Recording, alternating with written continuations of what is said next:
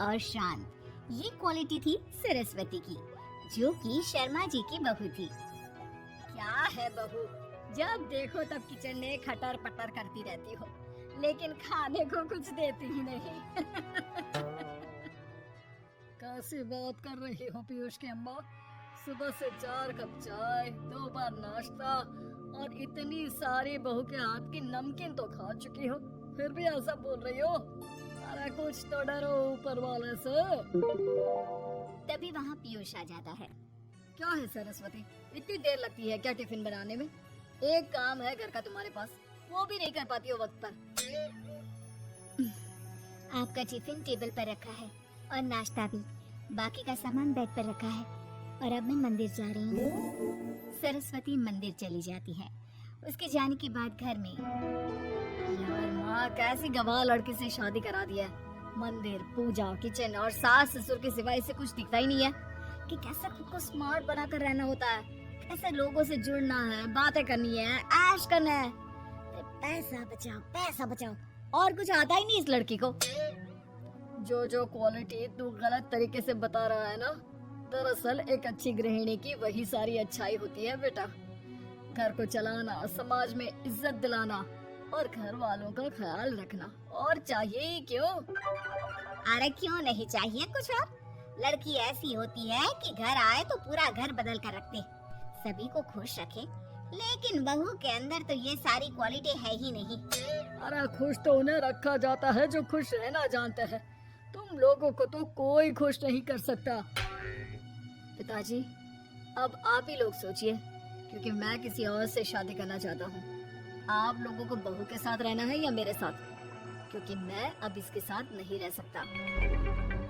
मैं बहू को नहीं छोड़ सकता। उसके मरते पिता को मैंने वादा किया था कि मैं उसे बेटी बनाकर रखूंगा। तो ठीक है ना माँ, तैयार कर ले अपना सामान, हम दोनों किसी और घर में रहने चलेंगे तेरी नई बहू के साथ। अरे हाँ बेटा, वही ठीक है, लेकिन मैं तेरे पिता के बिना भी तो नहीं रह सकती।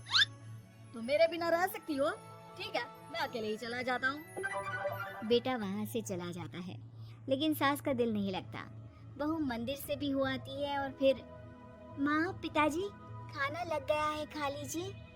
हाँ, तुझे बस आता ही क्या है, खाना बनाना और खाना खिलाना। अरे सुन, मेरे सारे कपड़े पैक कर दे। क्यों माँ जी, कहीं जा रही हैं क्या? हाँ बेटे। साथ हो क्या रहा है, लेकिन फिर ससुर उसे सारी बात बता देता है। बेटा, ये नई बहू कब आ रही है? मुझसे घर का काम नहीं होता। वैसे भी तेरी पहली निकम्मी बीवी ने मुझे किसी काम का नहीं छोड़ा। माँ वो बस आने ही वाली है, और हाँ माँ, उसके आगे ना थोड़ा स्टैंडर्ड से रहना, क्योंकि वो थोड़े बड़े घर की लड़की है। उसका एक स्वैग है, स्वैग। तभी वहाँ एक बहुत सुंदर सी लंबी सी लड़की आती है। हे पीयूष, भागकर कैब से मेरा सामान ले आओ, और हाँ प्लीज एसी ऑन करके जाना। रीमा, ये मेरी माँ है। तुम चाहती थी ना कि मेरी माँ हम लोगों के साथ रहे। हेलो आंटी जी, हम लोग ना जल्दी शादी कर लेंगे, फिर मेरी जैसी टॉप लड़की आपको अच्छी बोलेगी।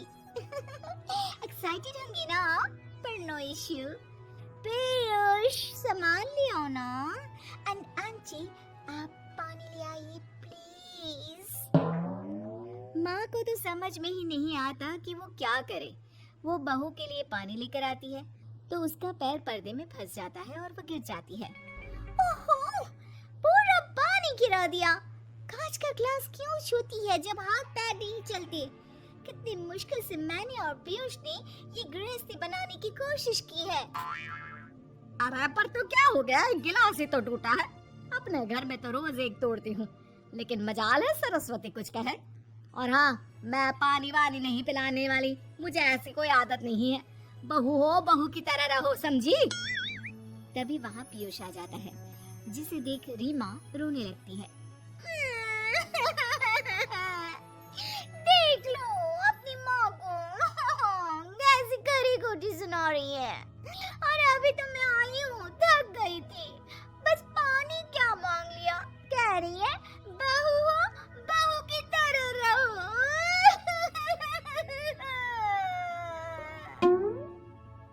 अरे यार माँ समझा कर लाया था ना कि कैसे रहना है। माँ ऐसा करोगी तो मैं भी नहीं रख पाऊंगा तुमको हमारे साथ। वैसे भी आप ये समझो कि रीमा ने खुद कहा था कि माँ को साथ रखना। अरे हाँ हाँ बेटा, वो सिर्फ इसलिए कि मैं घर का सारा काम करूं, बैठे बैठे इस महारानी को खाना पानी दूं। वैसे भी मैं जा रही हूँ, मुझे तो इस लड़की की शक्ल भी अच्छी नहीं लग रही। मेरी सरस्वती के आगे तो ये कुछ भी नहीं है। निकलो निकलो यहाँ से। मैंने सोचा था बिना पैसे का नौकर मिल जाएगा, लेकिन नहीं, कुछ लोगों को आदत होती है फ्री की रोटी खाने की। निकलो यहाँ से। पीयूष, धक्के मार कर निकालो इस औरत को यहाँ से। अरे ये कैसी बात बोल रही हो रीमा, ये माँ है मेरी। माना थोड़ी जिद्दी है। अरे वाह बेटा वाह, अभी भी तुझे मेरी ही गलती दिख रही है ना। कोई बात नहीं।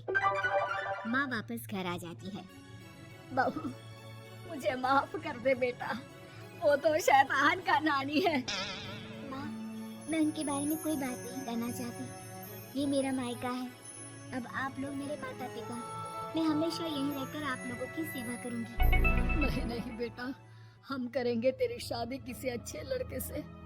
अरे कोई जरूरत नहीं है, मैं देख कर आई हूँ जो हालत है ना पीयूष की, वहाँ नहीं टिकने वाला ज्यादा दिन।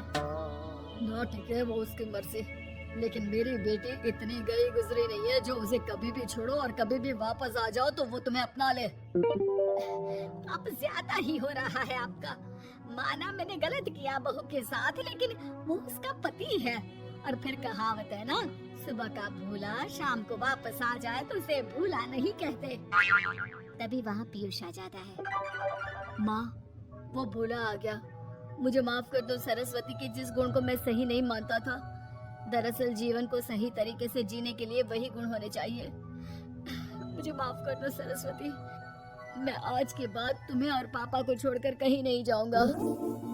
और मुझे भी बेटा, बेटा जहन्नुम में भी जाए तो उसके साथ रहने को तैयार हो जाए, वही तो माँ होती है।